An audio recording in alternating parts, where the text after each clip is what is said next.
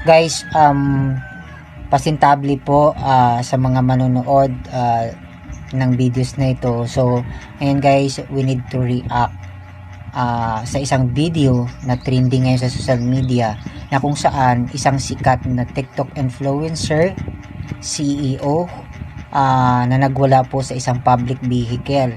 Sumakay po ito ng bus at nagwala doon. Akala ng mga netizen ito po ay kung ano-ano yung mga komento against sa kanya. So, panoorin natin ng video kung familiar kayo kay Edwin Prias. Isa po siyang sikat na TikTokeres, social media influencer, and CEO, owner po siya ng feed shop niya, Edwin Feed Shop. So, ayan po. So, si Edwin ay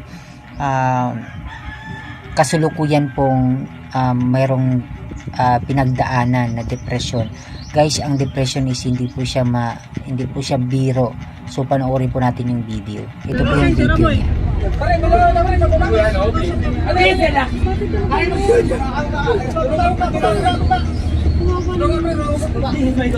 What's the problem? No! They're going to get me!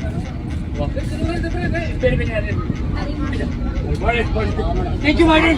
Thank you, Martin! Take it on!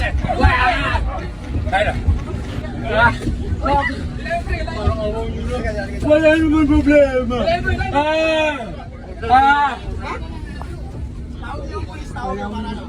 Ulit na ako. Ulit na lang. No! Ang gawin niya! Ito, police! Hindi na, police! Police! Police!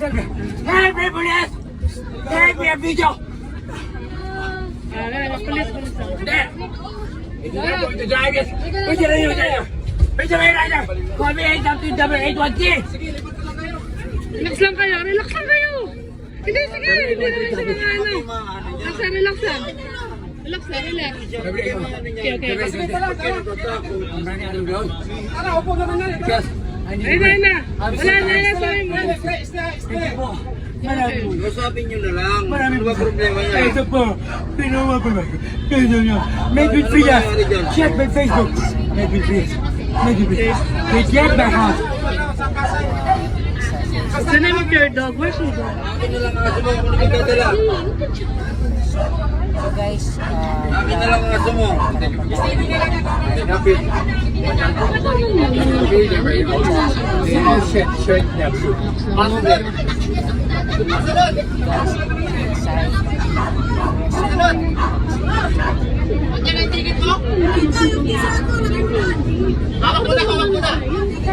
Ayun, ticket eh. Thank you. Wow. This is it. Asan yung aso niya? No. Asan yung aso niya? Okay lang po. Okay lang po ito. O yung aso nito? Ito. Ayun dog. Hindi ba tatlo yan? Oo, aso yung isa pa niyang aso. Asan yung isa pa? Yung isa pang aso. Okay, okay, people might see you. You don't know, guys, you went here, and the camera is all over here. Check that camera is on. And guys, go out, save your lives. What's the name of that man? Wala kayo. I want to save you. I'm gonna take my Facebook account, Medwin Frias. They do intellectual property against me. Mayaman ako. I'm the owner of Medwin's Pet Shop. I'm the owner of Medwin's Pet Shop. I'm a business na young entrepreneur. Pet shop. Pet shop daw siya. Pet shop. May sari. Okay, don't go to that. Little information will not give you a right answer. Kasi kaya kahit nakaganyan, we have 8K. We can see you. Dig closer. Please get out. Take cover your face. If hindi nyo alam, hindi ko alam yun. Ayokong magdamayan. Hindi ko na intindihan. Parang awa nyo na. Ako na lang. Hindi mo sabi ko. Sorry nyo na aso ko. Take my dogs. Ako na lang. I'm okay. I'm normal. There's nothing problem with me. I'm having a problem with home alone. Wala akong tutulong. Wala akong niloko. Lahat. Ang tulong niloko. Okay, stop dealing with this.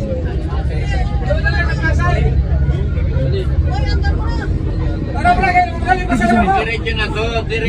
So guys, as we can see, si Edwin ay parang baliw na.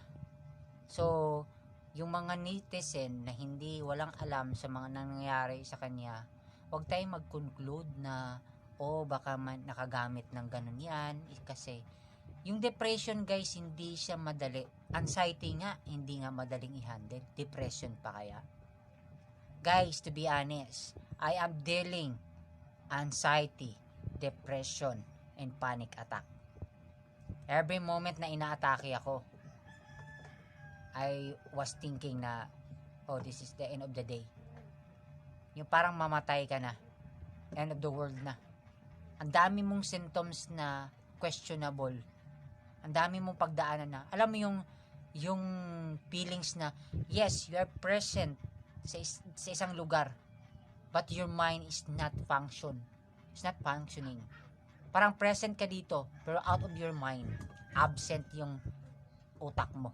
Ganun po yun. Kaya wag po tayong mag-judge kung ano yung pinagdaanan ni Edwin Prias. Si Edwin is sikat na TikTok influencer, although na stress, and CEO and proud member of LGBTQ. So, hindi po yun questionable. Wag tayong mag-conclude, wag tayong mag-judge sa kanya. Okay? Hindi biro yung anxiety.